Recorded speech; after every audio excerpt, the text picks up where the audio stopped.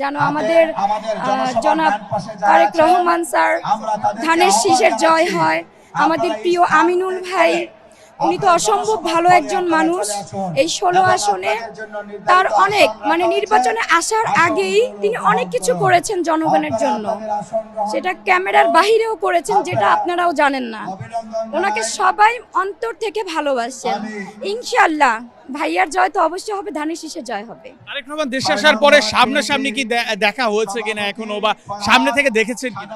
না, সামনাসামনি এখনো দেখা হয়নি, আজ দেখবো, মন ভরে দেখবো।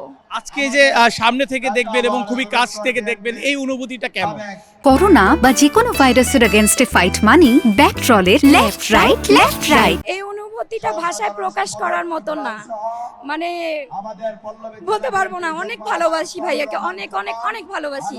আর আজকে মন থেকে দেখবো বলেই সে সকাল থেকে এসে বসে আছি যে আমাদের স্যারকে আমরা মন থেকে দেখবো, মন ভরে দেখবো আর কি। অনেক অনেক বেশি আমাদের যে মহিলাদেরকে দেখতেছেন, ওদেরকে দেখলে বোঝা যায় যে তারেক রহমান ভাই আসতেছে, সবাই অনেক খুশি। এই যে মহিলারা, সাধারণ মহিলারা ওনাকে দেখার জন্য এই রোদ মাথা নিয়ে বসে আছে, এটা আমাদের জন্য অনেক কিছু পাওয়া। আমাদের 16 আসনের আমিনুল হক ভাইয়ের জন্য অনেক কিছু পাওয়া। আর নির্বাচন নিয়ে আমাদের যে কথা, আমাদের 16 আসনে আমাদের আমিনুল হক ভাই নির্বাচিত না হয়ে যে উদ্যোগগুলো নিয়েছেন, যেমন যে আপনার ক্যাম্পগুলোতে, তারপরে জায়গায় জায়গায় উঠান বৈঠক করেছেন, এসব উদ্যোগে উনি যে ভালো কাজগুলো দেখিয়েছেন, এর মাধ্যমে জনগণ বুঝতে পেরেছে যে 16 আসনে আমিনুল হক হচ্ছেন একজন যোগ্য এবং মূল্যবান ব্যক্তি, যেন উনি এই 16 আসনের যোগ্য। সবাই উনাকে চায় এবং উনাকে নির্বাচিত করার জন্য আগ্রহী, এটা আমার বিশ্বাস। এবং জনগণ এটা উৎসাহিত করেছে আমাদেরকে। আমরা যাদের কাছে লিফলেট বিতরণ করেছি, যত লোকে সবাই ভাইকে অনেক পছন্দ করে। উনি আমিনুল হক হিসেবে উনি অনেক পরিচিতি, অনেক জনপ্রিয়তা। তো আমরা চাই 16 আসনে উনি বিপুল ভোটে জয়লাভ করুক, এটাই আমাদের আহ্বান। আপনারা তো নির্বাচনী প্রচারণায় নিশ্চয় অংশগ্রহণ করছেন।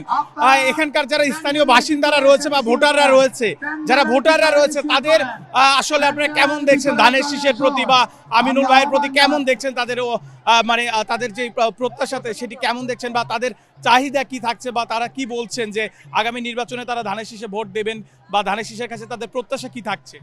আমরা যখন জনগণের দরজায় দরজায় গিয়েছিলাম, তখন তাদের সাথে আমরা কথা বলেছি।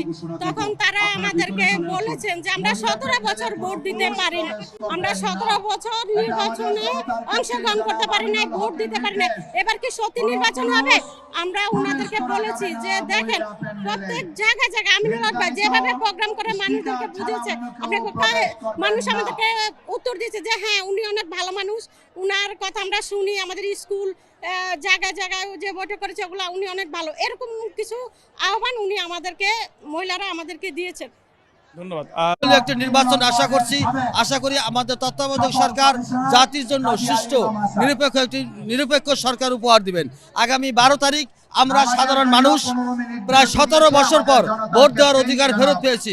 জনগণ আশানুরূপ সাড়া দিচ্ছেন, তারা স্বতঃস্ফূর্তভাবে কেন্দ্রে আসবেন, তারা তাদের নিজের ভোটাধিকার, নিজের নাগরিকত্ব তারা প্রমাণের সুযোগ পেয়েছেন, তারা তাকে যাকে খুশি তারা ভোট দিক।